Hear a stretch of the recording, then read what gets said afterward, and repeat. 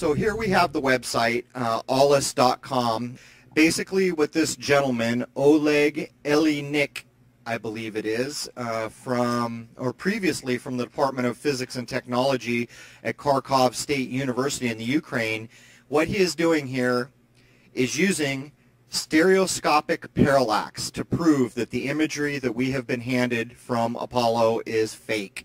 And this is not debatable, guys. It is what it is. And this can go into the bench in any laboratory and be replicated over and over and over. And so for those people that are stuck on science is the only thing that matters, well, this is science and it can be replicated. So what we're doing, what this site shows you is exactly how the parallax method works. He starts with a terrestrial version here. Explains it exactly what he's doing, but as you move on down, he shows you the formulas he's using. Then he gets into Apollo 15. He goes into great detail. He even points out that Apollo 15 had a new 500 millimeter lens, which provided all kinds of photographic opportunities that were not available to previous missions. He shows you who was in the Apollo crew, supposedly. Anyhow, when we come down here and start getting into it, this is the first series, and he even names the Apollo imagery that was faked and then passed off to the world as images that had been taken on the moon. Now, this is very interesting because what we see here, I think this is the one. We see that this is a GIF made on the right here showing the parallax of a couple of images, and over here is what he calls, I forget the word he's using, where is it? I'll find it in a second here. Anyhow, as he goes through, he makes conclusions. For this set of images, you can see that he is not just bagging on Apollo, he's giving them the benefit of the doubt. It is very probable that these images were taken on Earth in on a studio stage. But as we go down, the evidence mounts. There's the word. Subtraction of the two images. Sorry about that. That was an easy one to remember too. I think it's misspelled in a couple places. At any rate, when you look at what's going on here and read, let me find where he tells you. In one of these things, he's showing that the background behind the astronauts was supposedly something like 5 kilometers, when in fact it was a couple hundred yards. Proving that in fact that they're on a soundstage.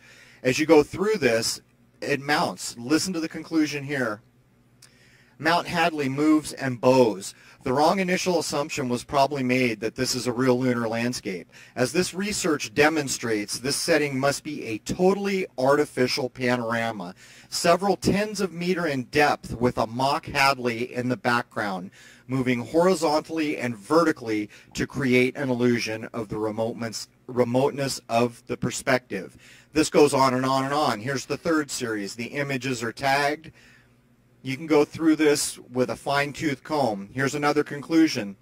These images were probably taken on Earth in a dome-shaped studio location where movable panorama backdrops were installed and even treated afterwards by further adjustment in the photographic lab. What this comes down to is people are waking up and they are sick and tired of the just global fraud that has been perpetrated on us by NASA. And I will say again, NASA's main mission is to ensure that you know nothing about space or whatever is above the blue sky we see. That's what their mission has always been, and that's what this is about. And to run that into my lunar research, as we move forward, more and more evidence is going to come up to prove that the moon that you have been told is a rock in orbit just is not. It just is not. And whether people choose to believe that or don't, it really doesn't matter. Whether I've been 100% correct in how I've described it, it doesn't matter. The truth is the truth, and whether it's recognized, defended, or lied about, the truth remains the truth. If I've made mistakes, it doesn't affect the truth one bit. Point is, this stuff is not going away. And for those of you who are continually defending a fraudulent organization that took Lord knows how many billions of dollars from American taxpayers and then perpetrated a fraud on the world that is so staggering to consider, you need to stop it. Look at this page. This is undeniable proof that the Apollo missions were frauds. So there it is. I mean, there's no other way to go at this. And at this point in time, there's no pussyfooting around anymore. It's time to call out fraud for what it is. Real smooth countdown. We passed the 50-second mark. Power transfer is complete. We're on internal power with the launch vehicle at this time. 40 seconds away from the Apollo 11 liftoff. All the second stage tanks now pressurized. 35 seconds and counting. We are still there with Apollo 11. 30 seconds and counting. Astronauts report it feels good. T-minus 25 seconds. 20 seconds and counting. T-minus 15 seconds. Guidance is internal. 12, 11, 10, 9. Ignition sequence start. 6, 5, 4, 3, 2, 1, 0.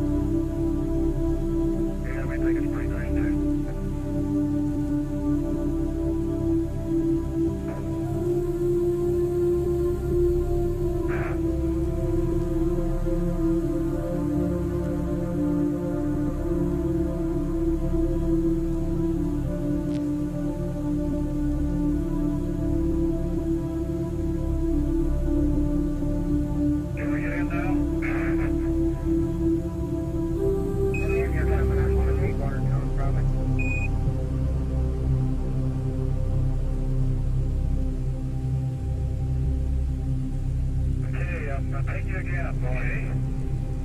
Oh, you look colorful. That's it. Even with the dirt. Here's another one of these NASA moon models. And this here is the same moon model. The only difference is that what they've done was they painted crosshairs onto a glass plate, and the glass plate has been pasted right in front of that camera. Now look at how fake this is. And you want to look at this, it's the same lot of trickery except split 4 ways. 1, 2, 3, 4. That's 4 ways split. Now where did the crosshairs go? Wow. Now let's see how NASA says they got these real cartoons doing these real things. Now this here is a lander. It's being dumped down there. Now it's going to be going to the moon. And this one had ice on it too, friends. Now we're back here. Now you can see the little shovel picking up all the NASA's bullshit. And now it's time to throw in a few actors to seal the deal. Yep, that shake on it there. Then they get thrown into the pressure cooker and the door will get shut. And they spin the dial. Now they're spinning there like Kentucky Fried Chicken, aren't they, friends? Lie detector, you just failed, NASA. Now, here's the good part. You see over here, friends, it's going to turn red here in a second now, right? See that? Okay, now that's where the helium went to pressurize for the fuel. Now, no helium tank means no pressure, means no fuel coming out of those engines. Now, how are they going to explain that one away? Hey, friends, that means that you're not going anywhere. Remote control time, so you know what that means. In comes the rover. $30 million piece of junk, if you ask me. Now, you see what I mean here, friends? Look at all that money they spent for all these useless models. Now, you look at the hand of that astronaut. You see how he's sitting there dangling? His hand's dangling. Oh, where have we seen that before, I wonder, eh? Oh, that scratch your head there, doesn't it, there, friends? Now, here it comes again for the second pass. That's the big one, except not as big as the one that's coming up. Oh, here he goes. Now, the third pass. The third pass, friends, is another one where you're going to see the going into the fourth. See what I mean? I just told you that now, didn't I? Now, look at his hand. Look at the way his hand's dangling again. And if you over here, this now, hey, wait a minute. Where them crosshairs go this time, eh? Now the squares. First you get crosshairs, now you get squares. Good God Almighty. If that's not one for the history books, I don't know what is. Look at the seats. Just nice pieces, these little lawn chairs there. In goes expat taffies, stuffed dummy, and down goes the astronaut. There, it almost looks like crew ball crewing. Well, boy, oh boy, now watch this. This is what you call metamorphosis. Just like a butterfly, eh? Wow, just like a caterpillar turns into a butterfly and flies away right onto this fake map. Now, here it is. This is a real good one. See now, here comes fold one. Hey, that's a real good origami noise there, friends, eh? Instant fold away rover. That's exactly what we all need in our backyard, isn't it, friends? Now, instant fold away rover number 2. Here comes the second tire and the fourth tire to fold it over. And now you all know how NASA got these here rovers to the moon. Rather jokes of their friends, eh? Just like one big fold away sandwich. The best still yet to come. Oh, it certainly is, friends. Now, how many men do you think it took to get that rover on to the LEM? And how many people do you think it took to get the rover off of the LEM? Well, let's just have a look here. See now. So I count 4 people so far. So that's 4 people it took to get the rover off of the LEM, okay? Now they're trying to get the rover off of here. Now, they're really having a hell of a trouble now, don't they, dear friends, eh? Now, how can you tell me that 2 men on the surface of the moon could have got that rover off of there in big, bulky spacesuits with huge gauntlets for gloves? And I don't think that's possible. Do you, there, friends? No, certainly not. It's a pile of nonsense. But if you think that's good, I want you to see how many people it takes to really get this here rover off. Now, that's 9. I count 9 people it took to get that cotton-picking rover off the side of that there LEM. Now, you have 2 astronauts that are supposed to be on the moon, right? Right. How could they have got that off? It took 9 people just to get the damn thing off, and it took 4 people to get the damn thing on. Now, on take 2 here, you see, look at this, eh? Cables! Oh, that's got to be the best one yet, eh, friends? Now you know where the cable attachments are. See, now she just gave it away, didn't they, friends? Oh, now it's time to put this fantasy away where it belongs. It certainly is. Right folded up, and the other wheel's going to get folded up and turned around and folded up again. Yep, here they go. See, there's the X2 wheels there getting all folded up for the big finale. And then, last but not least, place it in the trash box where it belongs. And then take it right down to the industrial waste dump where it'll be all recycled for the next show.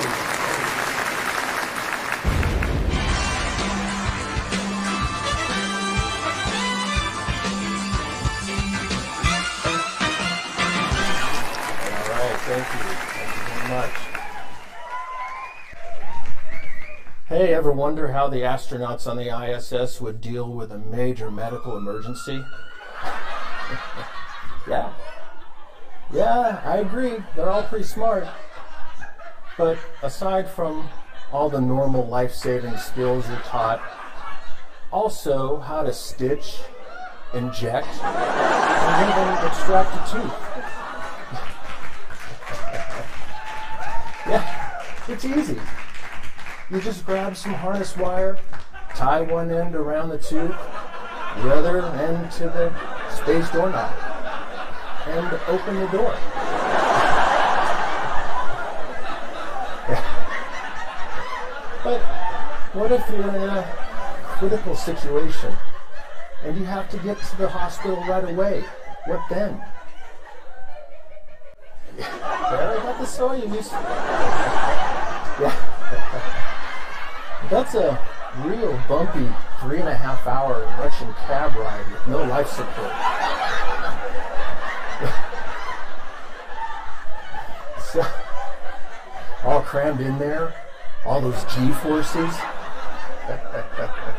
No way, you wouldn't make it. It doesn't matter. You can't do surgery in space.